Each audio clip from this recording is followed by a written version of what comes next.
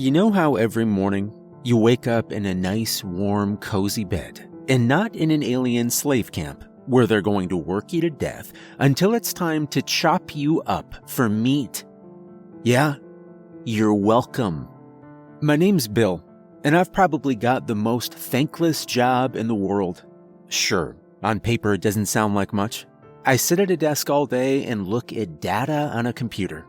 But I'm the one who keeps the world turning, and I am damn good at my job. Whenever the dreaded end of days draws near, I'm the one who sees it coming and makes sure it doesn't. Maybe I'm not the guy they send out into the field to do the dirty work, but those guys only do what I tell them to do. Without me, society as you know it would not exist. And I'm trying to remain as humble as humanly possible when I say that.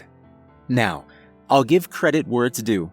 I'm not the one who invented the future probe technology. That was done by a guy named Dr. Johann Pinter back in the 70s. I won't get into the technical details of it, but simply put, Pinter figured out time travel. He also figured out that time travel was a mess.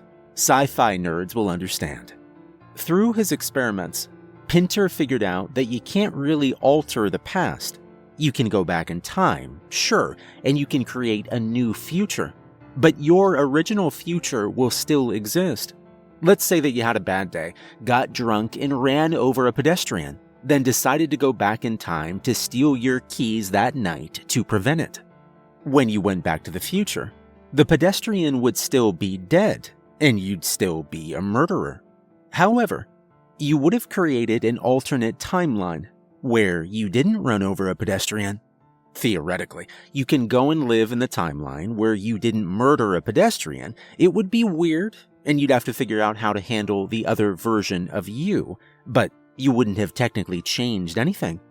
Furthermore, Pinter determined that the present has multiple branching possible futures, some of which are messier than others. So, with all this in mind, Pinter figured that the best thing to do was, instead of going back and trying to fix some great injustices in the world, he instead decided to focus on improving the future. That is why he founded Foresight. Now, officially Foresight is classified as a research company, and we legitimately do offer some of that. I'm not really involved in that end of things, but I know that some large companies and even some arms of the US government consult with us, looking for data to help them predict shit like economic growth and depression, effects of certain actions on the world stage, and other shit like that. As a rule, we don't really do the time travel thing for them unless we have to. We don't really advertise that, because it's best not to leave time travel in careless hands.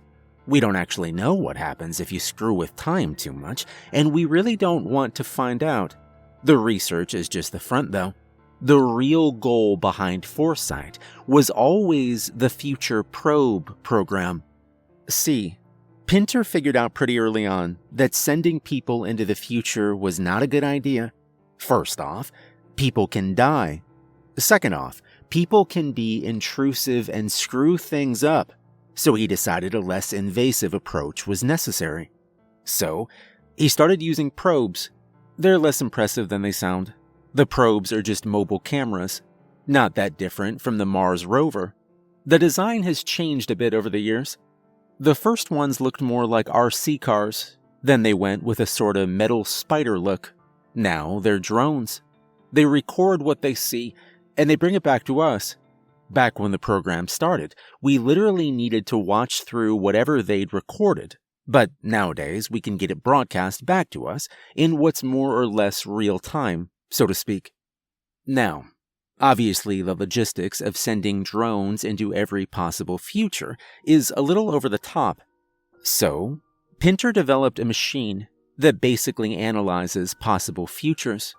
Do not ask me how it works. That's above my pay grade. Anyways, potential apocalyptic scenarios show up as data that gets transmitted to us. Or, more specifically, to me. My job is to filter out the less likely scenarios. There are a lot of them, and only really focus on the ones that have a real, almost certain risk, of causing the end of the world. The more potential futures feature that apocalypse, the more severe the risk. Thankfully, if we know that the world is ending, and we know why, we can also figure out how to prevent it. I can use the probes to look at futures where the world didn't end and figure out why and how to make sure we steer ourselves towards that future.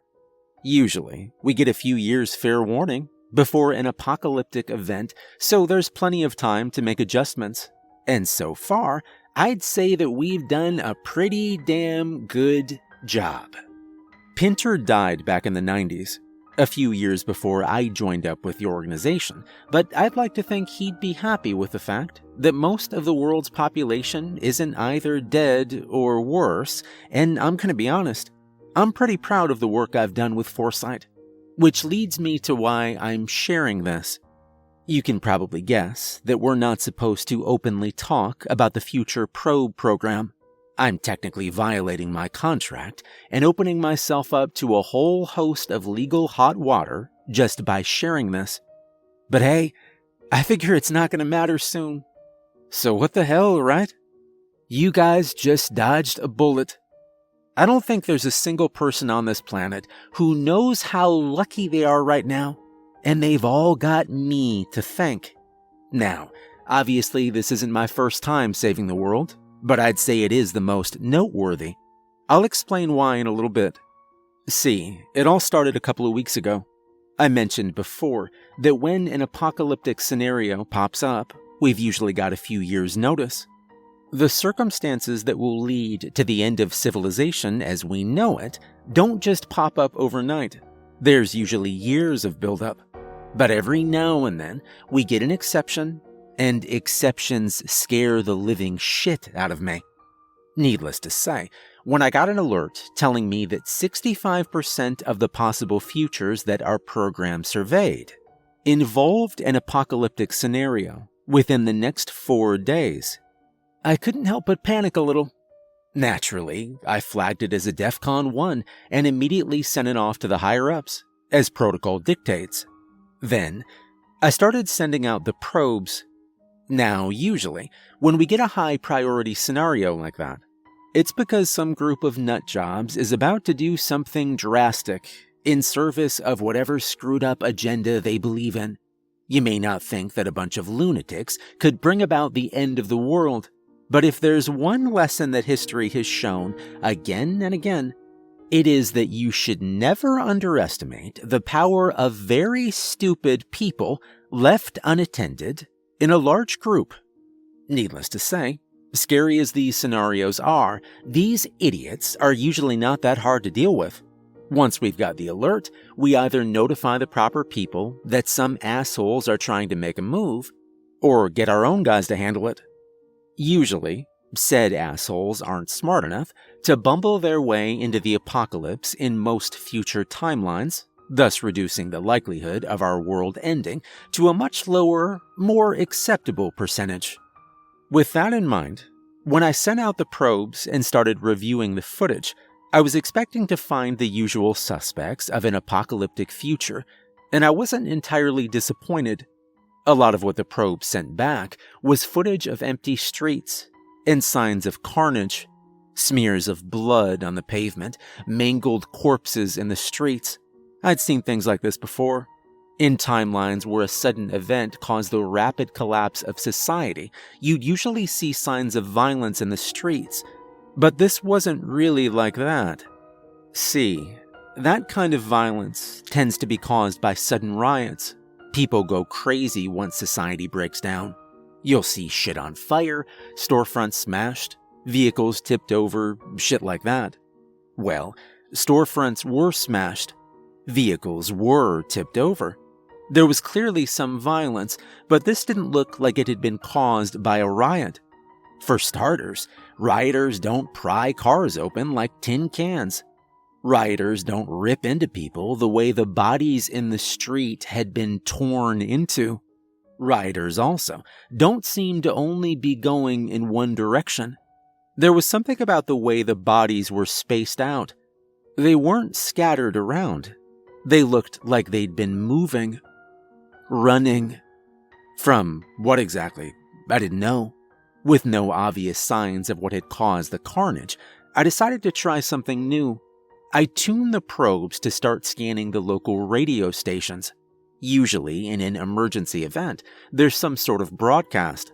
One thing that's just about constant is that they're usually on the same frequencies, so it didn't take me long to find it. Through the static, I could clearly make out a voice I recognized as the President of the United States. It took a little bit of work to make the message come through clearly, but this is what it said. My fellow Americans, to those of you who are left, we're fighting as hard as we can.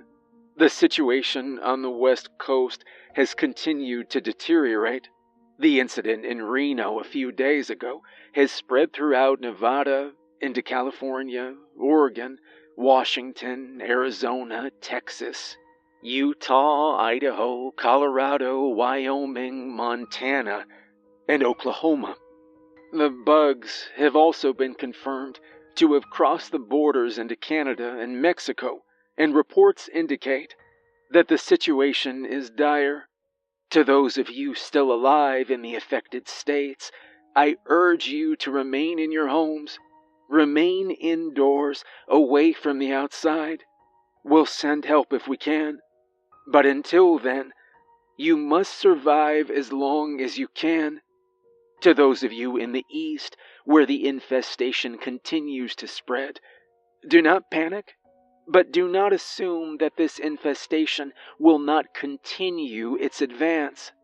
We have continued our efforts to evacuate the areas that will inevitably be hit by the bugs. If you live in one of these areas, we ask that you do not fight to remain in your home. It will be overrun, and you and your loved ones will be in danger. The only promise of safety lies farther east.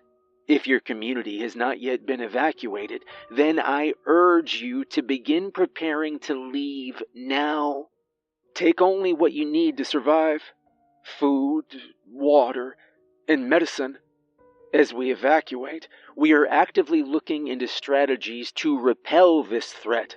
Your soldiers continue to fight valiantly for your protection against the oncoming horde, and they will triumph. But victory will come at a cost. The speech went on for some time, even after that. But by that point, I'd stopped listening. Reno. That was where this had originated. Naturally, the next step was to study Reno and start looking for a potential source of the problem. The president had said something about bugs. I'd seen some things involving bugs before, sure, but never anything on this scale. I supposed I'd find out for sure soon enough.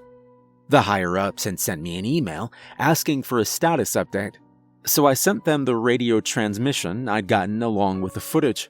I noted that I'd be looking into Reno next. I recalled all previous probes and requested 28 probes be sent into different times in the next week. Each probe would appear within the city of Reno over the next 168 hours, one appearing every 6 hours. This was a fairly standard procedure. The basic idea is that once you've found ground zero for the apocalypse, you monitor it as heavily as possible until you find the moment it starts. Then, you go back and you study that moment from every possible angle and you trace it back to its source. It's basically just the process of elimination, only using time travel. Now, the nice thing about the 6-hour model is that it makes it relatively easy to figure out an overall timeline of events. For example, most of the probes from the tail end of that 168-hour window all picked up a bloodstained disaster that used to be the city of Reno. And it wasn't pretty. There were bodies in the streets, cars torn open, the same shit I'd seen before. Only now, I was getting a better look at just what was behind it. Some of the probes recorded footage of massive flies. They didn't seem to hurt people, at least. They mostly just seemed to be feeding on the remains. Looking back further, though, I could see video footage of massive creatures that sort of resembled a praying mantis, only they had a physical texture, more like tree bark.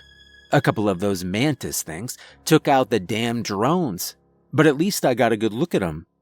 The drones I'd left kept sending me more footage of the violence following the apocalypse. Giant, spider-like creatures crawled through Reno, stalking fleeing prey. Spiky things like grasshoppers leapt around, feeding on whoever they could catch. There were so many, all of them flooding out of Reno, as if someone had opened up the gates to an insectophobe's personal hell. Crabs, pillbugs, centipedes, dragonflies, moths. Some of them didn't seem dangerous. Others were more than happy to kill. I must have spent an hour or so reviewing the footage of the bugs, perplexed before I started going back further. These things were fascinating. I'd never seen them in any potential future before. Where the hell had they even come from? Some sort of genetic experiment gone wrong, maybe? But we would have had more warning if that were the case, wouldn't we? Sabotage, perhaps. I looked at the footage from the drones earlier in the timeline. Looking at the dates, the inciting incident in question seemed to happen in 4 days' time from when I was currently. The drone stopped picking up footage of the bugs around Thursday morning. It had to be sometime around then. I spent the better part of the day analyzing the footage I got from the drones. I redirected several of them to focus on what went on Wednesday and Thursday. I listened to radio broadcast, swept the sewers, and looked for evidence of what was to come. Sometime early in the afternoon on Thursday, I picked up radio chatter on some police channels about a car being found torn open by a water treatment plant outside of town. So, I directed the drones there. Sure enough, I got some decent footage of the attack. One of those spider things came out of the woods and tore into the car. It was a little fascinating to watch. It moved so fast, grabbing it and wrapping its legs around it. The damn thing was massive. I watched as it used its fangs to tear through the metal before digesting the poor people inside alive and slurping up the gooey mess. Ugly way to die. I sent some drones back about a half hour before the attack to keep an eye out for the spider. It took a bit of searching, but I eventually found it moving through the woods, coming from the water treatment plant. Interesting. I left one drone to keep an eye on it, while I sent some of the others back again, this time to explore the plant itself, an hour before the attack. I sent 2 of them in through a pipe that I figured the spider had come out of. Sure enough, I found the spider there, in a giant web. I made sure to keep the drones away from it. Moving through the interior of the plant, I wasn't that surprised to find more of the bugs waiting there. From the looks of it, they'd been causing one hell of a mess. I could see the bodies of dead men, mostly eaten, along with evidence of the bugs preying on each other, but no obvious indicator as to where they were coming from. Not at first, anyways. I sent the drones back in time again. One went back to the day before.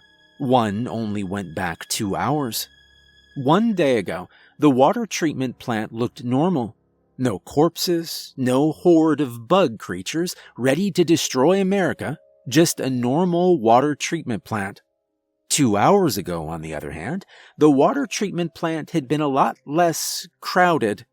Most of the staff looked to be dead, and those that weren't were in the middle of being eaten alive by all sorts of nasty things.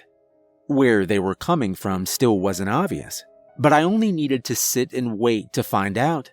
It didn't take that long. I could see shapes bubbling up from some of the pools of treated water. The machines had been shut down, and all sorts of horrors pulled themselves out of the rotten depths. Those mantis things, flies, mosquitoes, they all came to life, confused and hungry, shambling around looking for food. They all came from the water. I brought my drone closer, trying to see what was in there. That was a mistake. One of the mantis things grabbed it, mistaking it for dinner. Well, back to my other drone. I used the one I'd sent back one day, and sent it to a point in time 3 hours before I'd lost my other drone to the mantis, 5 hours before first contact. Already, I could see a few of the bugs there. I could see new ones, smaller ones coming out of the stagnant water. And I could see a man. He was standing on a balcony, looking down at the pools of untreated water with a stony expression. Yeah, this was the guy behind all this. It had to be. Nobody stares at a giant mantis crawling out of a pool of wastewater without screaming and running away like a little bitch. Unless they expect a giant mantis to crawl out of that pool of wastewater. This was the guy. I moved my drone towards him, ready to get a good look at this asshole's face, and then, well, I got exactly that. Only the asshole wasn't just some asshole. The asshole was me. For a moment, I sat in my chair, looking at this man who looked exactly like me, calmly watching the bug apocalypse crawl out of the city of Reno's collective wastewater. And as I sat there in utter disbelief, the man turned his head to look right at the drone. And he smiled. Then, without missing a beat, he took a piece of paper out of his pocket and showed it to the camera. In big bold writing, I could see what I recognized as a radio station. I was sending me a message. My palms suddenly felt sweaty. My heart was racing a little too fast. Should I even listen to what this guy had to say? Whatever it was crazy, right? Even if he was, though, I should still hear what he had to say. I still should document it. Maybe it would explain why, right? If it were anyone else, that's exactly what I would have done. But it wasn't anyone else. It was me. What should I have to say to myself? Something that would make me do this? That was crazy, right? It had to be crazy, right? I thought it over, sitting in silence. The man on the screen, me, just went back to studying the creatures coming out of the wastewater before walking away towards the offices. I made the drone follow him for every step. He didn't seem to mind. He kept looking back at the camera, smiling every now and then as he kept walking. He walked through the door to the offices and locked it behind him, then sat in the chair of a cubicle. He took one last look at the camera, his smile fading slightly. Then he took out a gun. He set the paper on the desk before he put it to his head. I watched him pull the trigger. I watched myself die. It was... I don't know how to describe it. For a moment, I just sat there in silence, my hand over my mouth as I tried to process what I'd just seen. Then, my eyes were drawn to the paper he'd set down, the radio station. His last words, my last words. I had to know. I tuned to the station and started cutting through the static.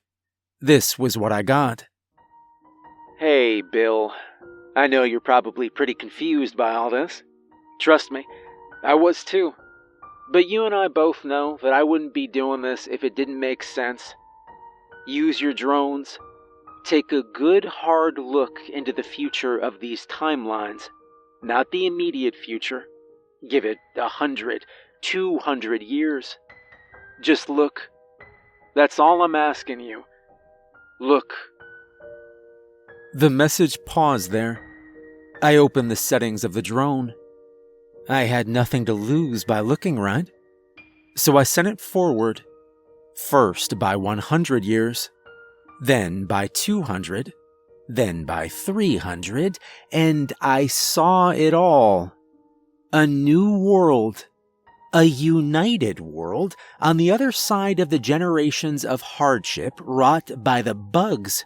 Technology taking one step back, followed by one incredible leap forward. A new renaissance. One I can't even begin to describe. I looked through the centuries with awe, wanting to explore the paradise I saw before me. God, I could have lost hours looking into the future, but what I saw was enough. I tried looking for the same results in other futures, but they weren't there. Humanity wouldn't thrive the way it would after the hardship of the bugs, not under any other circumstance. Nothing would change. We would remain the same miserable species for the rest of our tragic existence. Nothing would change unless we let it.